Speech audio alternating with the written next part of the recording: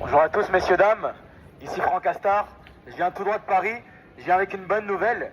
Et je vais vraiment faire en sorte d'être simple, concis. Tout simplement, j'aimerais te parler de l'amour de Dieu à ton égard. L'amour de Dieu à l'égard de l'humanité. J'aimerais te parler du Seigneur Jésus-Christ. Tu sais, on est dans un monde qui est bâti sur un calendrier.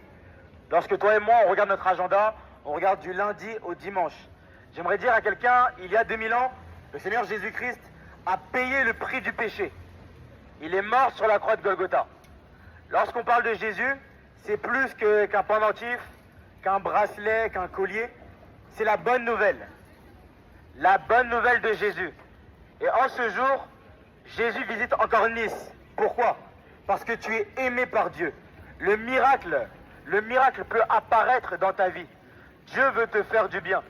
Dieu peut te guérir. Tu peux rencontrer le Seigneur Jésus. Tu peux avoir ta place au paradis, au royaume des cieux. Il suffit simplement de l'accepter et de marcher comme il nous l'indique dans sa parole, de respecter ses commandements, tout simplement d'obéir au Seigneur Jésus-Christ. J'aimerais dire à quelqu'un, comme je disais tantôt, on vit avec un calendrier. Nos jours sont comptés. Tu peux avoir 20, 12, 30, 40, 50, 60, peu importe l'âge que tu as, le jour viendra, tu partiras de ce monde. Mais où va aller ton âme?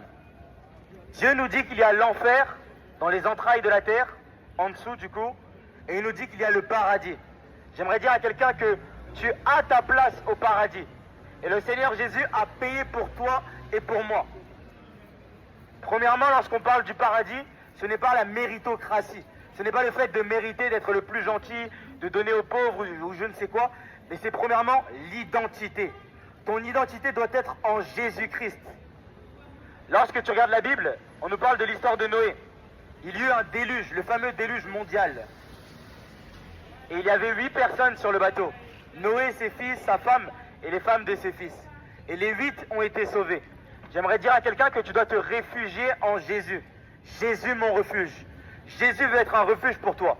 Peut-être que tu n'as pas encore vu Dieu agir dans ta vie, mais en vrai de vrai, Dieu a déjà agi dans ta vie.